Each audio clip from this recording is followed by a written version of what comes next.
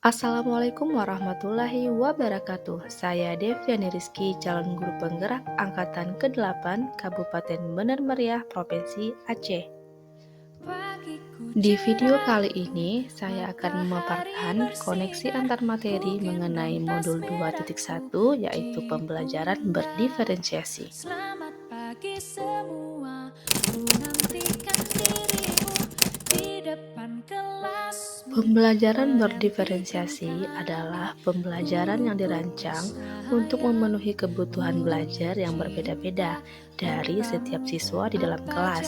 Tujuannya adalah memberikan pengalaman belajar yang lebih efektif dan relevan bagi setiap siswa dengan mengakui bahwa setiap siswa memiliki gaya belajar, kecepatan pemahaman, minat, dan kebutuhan yang berbeda. Kadang buatmu Pembelajaran diferensiasi yaitu tentang pembelajaran untuk mendukung semua murid dalam kelas. Artinya, kita sebagai pendidik harus memahami bahwa setiap anak memiliki keunikannya masing-masing. Dan penting kita ketahui, sebagai pendidik, kita harus membuat serangkaian keputusan masuk akal yang berorientasi pada kebutuhan peserta didik kita. Selamat pagi semua. Dalam pembelajaran berdiferensiasi, seorang pendidik harus memahami tujuan pembelajaran, mengetahui dan merespon kebutuhan belajar murid, menciptakan lingkungan belajar yang mengundang murid untuk belajar, melakukan manajemen kelas yang efektif, dan melakukan penilaian yang berkelanjutan. Ada 3 aspek yang harus dipahami guru dalam memenuhi kebutuhan belajar murid. Yang pertama, kesiapan belajar murid. Yang kedua, minat murid. Dan yang ketiga, profil belajar murid. Pada aspek kesiapan belajar, seorang guru harus menilai pengetahuan awal dan menentukan apa yang telah murid ketahui dan di mana murid berada. Dalam pembelajaran berdiferensiasi, seorang guru harus mempertimbangkan dan memahami minat pada murid, yaitu minat adalah salah satu motivator penting bagi murid untuk terlibat aktif dalam proses pembelajaran. Perlu kita ketahui bahwa setiap murid memiliki minat yang berbeda-beda.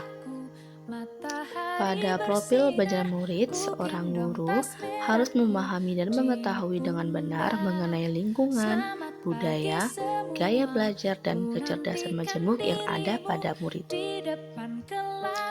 Dalam pembelajaran berdiferensiasi, sebagai seorang pendidik kita harus mengetahui kebutuhan belajar murid, yaitu dengan cara mengidentifikasi melalui pengamatan perilaku murid. Yang kedua, mengidentifikasi pengetahuan awal. Yang ketiga, mereview dan melakukan refleksi terhadap pembelajaran. Yang keempat, berbicara dengan guru murid pada kelas sebelumnya. Dan yang kelima, melihat dan membaca hasil rapor dari kelas sebelumnya. Dan yang keenam, menggunakan berbagai asesmen awal dan asesmen formatif.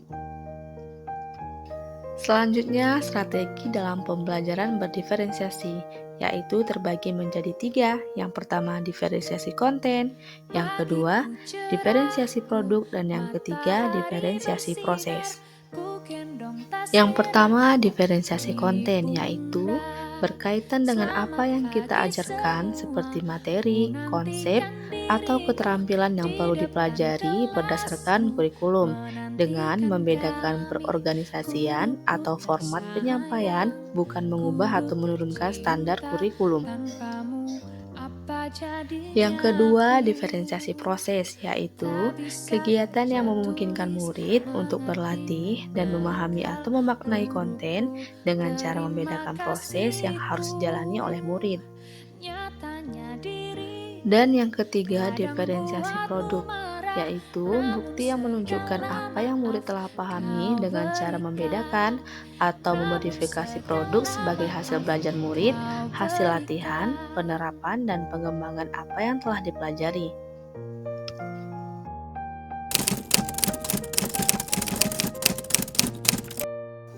Kaitan modul 1.1 dan modul 2.1.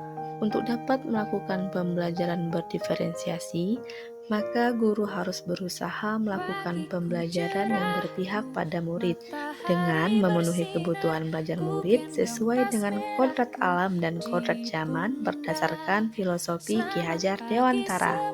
Selanjutnya, kaitan modul 1.2 dengan modul 2.1 dalam melakukan pembelajaran berdiferensiasi, seorang guru penggerak harus berpihak pada murid, reflektif, mandiri, kolaboratif, dan inovatif untuk menciptakan pembelajaran sesuai dengan kebutuhan murid. Dengan demikian, seorang guru penggerak dapat mewujudkan kepemimpinan murid dengan menuntun murid merdeka belajar. Hal ini sesuai dengan nilai dan peran guru penggerak. Kemudian, kaitan modul 1.3 dengan modul 2.1, pembelajaran berdiferensiasi dapat menjadi salah satu strategi untuk mewujudkan visi guru penggerak yang berpihak pada murid. Dan yang terakhir, kaitan modul 1.4 dengan modul 2.1 dalam pelaksanaan pembelajaran berdiferensiasi antara guru dan murid harus membuat kesepakatan kelas terlebih dahulu agar pembelajaran dapat berjalan sesuai dengan tujuan dengan menerapkan nilai-nilai budaya positif. Demikian pemaparan koneksi antar materi modul 2.1 dari saya. Semoga bermanfaat. Saya akhiri. Assalamualaikum warahmatullahi wabarakatuh.